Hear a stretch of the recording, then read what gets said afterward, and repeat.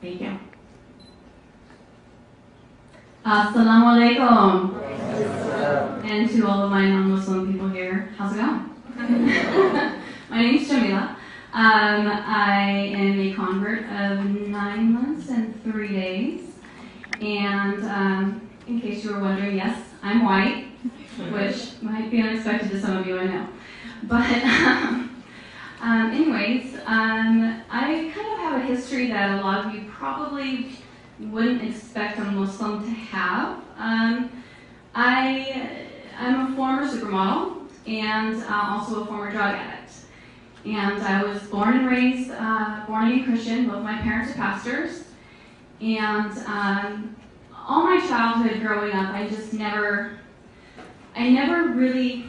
tried really hard to connect with Christianity, and I just never really could. The whole Trinity idea never really made sense to me. And so I had a lot of questions growing up about Christianity and things like that. I guess you could say that perhaps because my parents pushed it on me so hard, a lot like what you went through. I went to church 3 times a week and did the whole thing. It kind of pushed me away, and I rebelled pretty bad when I grew up. And so left home when I was 17, started modeling, and when I was 20 years old, I became addicted to methamphetamine. And I started doing it because I figured if you're the skinniest model, you'll be the most successful model.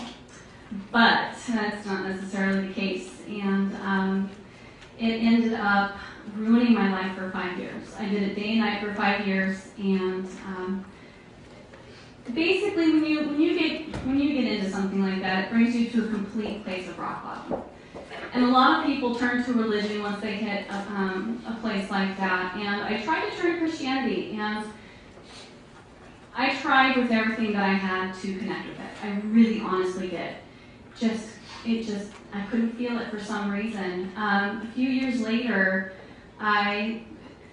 we all know what happened with 9/11. So, I don't know if you guys are aware of this or not, but after 9/11, there was a major increase in people converting to Islam because people became curious about it because of the hatred that was going on, and it drew people's curiosity to find out, well, why are people hating Muslims so much?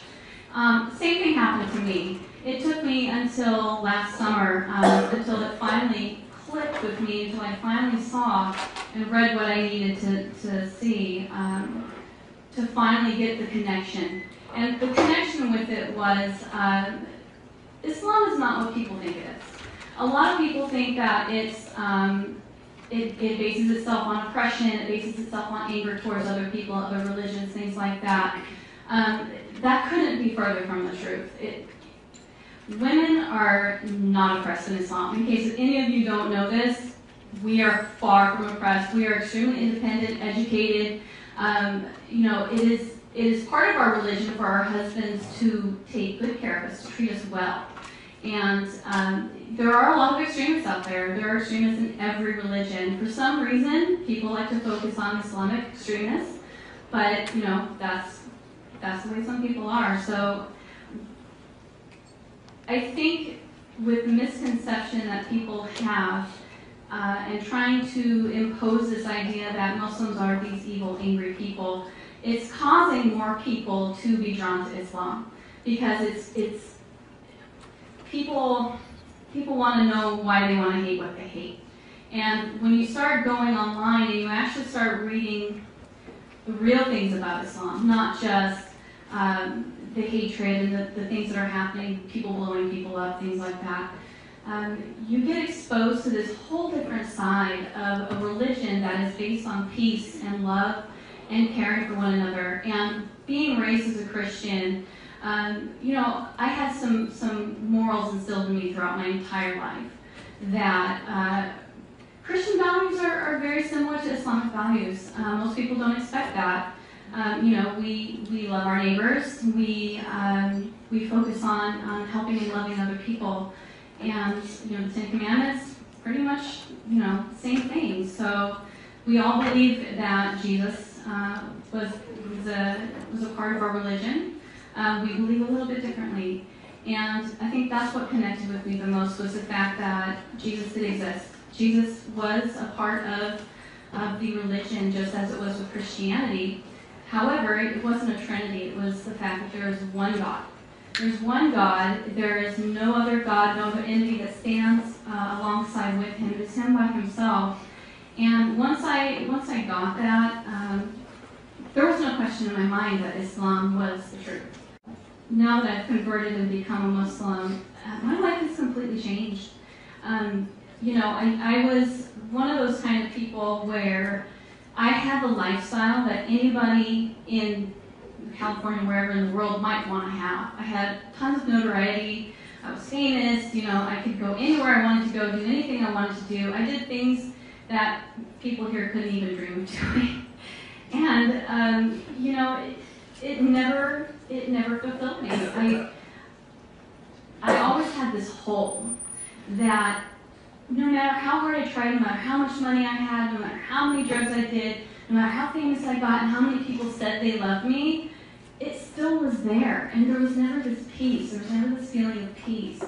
And, when I converted, I chose to walk away from everything. I walked away from the entire lifestyle that had supported me since I was 17 years old. And giving that up, most people would expect that to be really hard. But it wasn't. It wasn't, because what I replaced it with was real. And it was peace, and it was truth. And it's given me the opportunity to see life through eyes that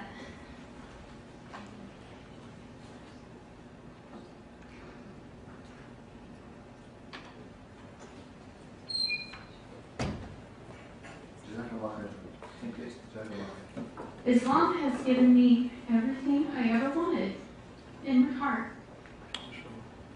And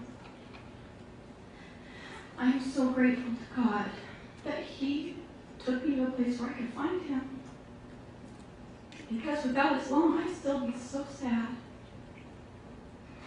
I'd still be so miserable. You guys don't understand that kind of pain that you can have from putting yourself out there and trying to sell yourself to a world who doesn't care about you. When you search for something, when you search for love, and you do everything you can to get the world to love you by putting yourself out there and selling your face, selling your personality, and selling everything about yourself, and people reject that, it makes you question yourself. It makes you question your life and why you're here. And if I hadn't been brought to that place, if I hadn't questioned my life like that and been so unhappy, I don't even know what to say, you guys. I really don't. I totally came in here unprepared and just figured I would speak from the heart. And so this is what you're getting. And I know it's a little off topic and kind of all over the place, but I can't stress to you enough how real Allah subhanahu wa ta'ala is. And the change that He's done for me in my life and my heart. So, thank you. Alright, I guess it's my turn again. I kind of went over this already with you guys a little bit, but to be more specific, what sparked my interest to Islam is my dad, as you all know, is a Christian pastor. He's also a biker. He rides in a Christian bike gang. I know it's kind of strange, right?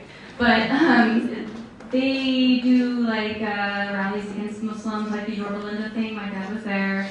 And his hatred towards Islam is really what sparked my interest. I wanted to know, why does my dad hate these Muslims so much that he's willing to take his entire Saturday, drive all the way out to Yorba Linda, and stand there with a sign and shout at these people when they're doing a fundraiser. Like, it's not like they're trying to blow somebody up. They're trying to raise money to help the homeless and to help beaten, oppressed women. So I researched it, and I found a website called whyislam.org. And that's where I really found the answers for the questions that I had. They were very specific answers. They were very concrete. They showed me the thing about Islam, where it's a perfect combination of scientific facts and spirituality. And when I saw that, I was hooked. You know, it made complete sense. It's amazing. So thank you to my dad for hating Muslims, because if it weren't for him and everyone else who hates us, then I probably wouldn't have started looking into it. So.